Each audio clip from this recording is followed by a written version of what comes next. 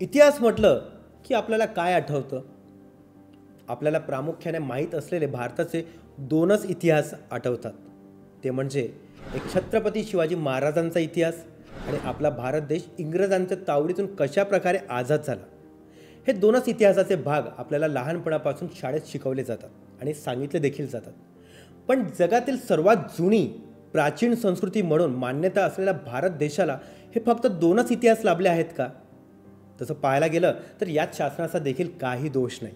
जो इतिहास सांगून शासनाला फायदा होईल, शासन आपल्याला तितकाच सांगणार. हीच भारताची वाईट परंपरा आहे. इंग्रज भारतात यायच्या आधी देखील जेवढे इतिहासकार झाले त्यांनी प्रत्येकाने इतिहास हा आपल्या बाजूने आपल्या सोयीनुसार लिहिला आहे. त्यामुळे लोकांना इतिहास हा नेहमी तिथल्या राज्यकर्त्याच्या नजरेतून पाहायला मिळाला आहे.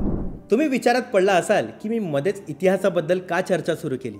तर त्याचं झालं असं की माझ्या वाचनात एक इतिहासाशी संबंधित पुस्तक आलं आहे आणि तुम्हाला तर माहीत आहेच की मी कोणतंही पुस्तक वाचलं की सगळ्यात आधी तुम्हाला कळवतो. बस मग या वर्षीच्या प्रजासत्ताक दिनानिमित्त मी खास तुमच्यासाठी एक पुस्तकाची माहिती तुमच्यासाठी घेऊन आलो आहे. नमस्कार, मी हेमंत हेडाव.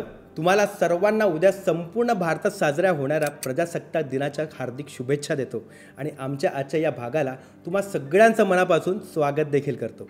आज आपण जाणून घेणार आहोत विक्रम संपत लिखित आणि इंद्रायणी चव्हाण अनुवादित पुस्तक भारतीय इतिहासातील अविस्मरणीय योद्ध्यांच्या शौर्य गाथा या पुस्तकाबद्दल.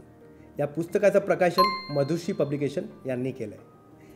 सर्वात आधी या पुस्तकाचं आणि हे पुस्तक 26 जानेवारी निमित्त सजेस्ट केल्यामुळे तुमचा गोंधळ होऊ शकतो की भारताला स्वतंत्र मिळवून देणाऱ्या योद्ध्यांच्या यात कथा आहेत का? तर याचं उत्तर आहे नाही. तशा एका पुस्तकाचा रिव्ह्यू आम्ही आधी एका भागात केला आहे, अखेरचे शिलेदार.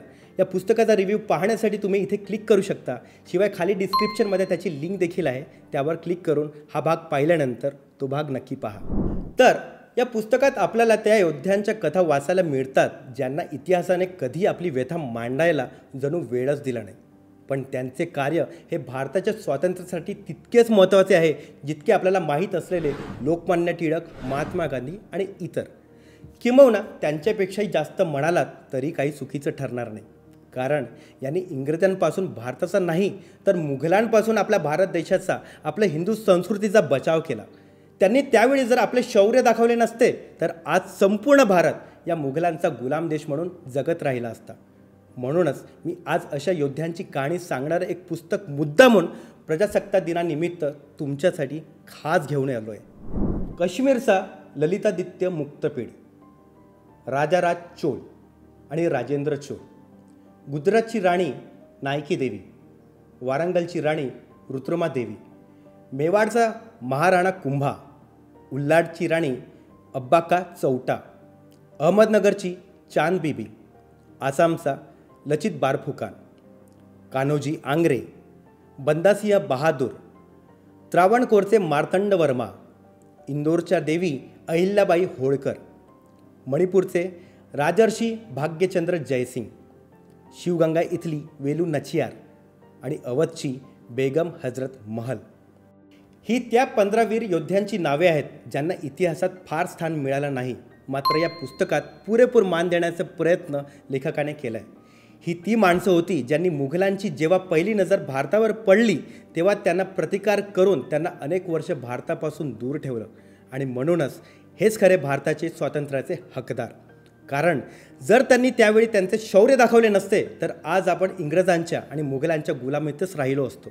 किती हिंदू लोकांनी तर त्यांच्या चाचाला वैतागून धर्म देखील बदलला असता आणि आपला हिंदू धर्म फक्त आपल्याला इतिहासात ऐकायला मिळालं असतं. या पुस्तकात या सर्वांच्या कथा आहेत. त्यांची संपूर्ण कारकीर्द लेखकांनी आपल्याला या पुस्तकात सांगितले.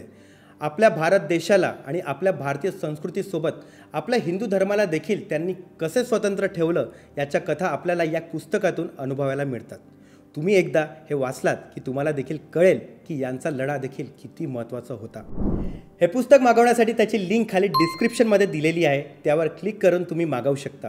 शिवाय आमच्या इन्स्टा अकाउंटवर मेसेज करून सुद्धा तुम्ही हे मागवू शकता. आमचा इन्स्टा ID तुम्हाला इथे दिसत असेलच. मग वाट कसली पाहताय? आशा करतो की तुम्ही सगळ्यांनी ऑर्डर दिली सुद्धा असेल. मग आता चॅनलला सबस्क्राईब करून हा भाग जास्तीत जास्त शेअर करून घ्या जेणेकरून आमचे आणखी असे भाग तुमच्यापर्यंत पोहोचत राहतील. चला मग भेटूया पुढच्या भागात. तोपर्यंत काही ना काही वाचत राहा, कारण वाचाल तर वाचाल.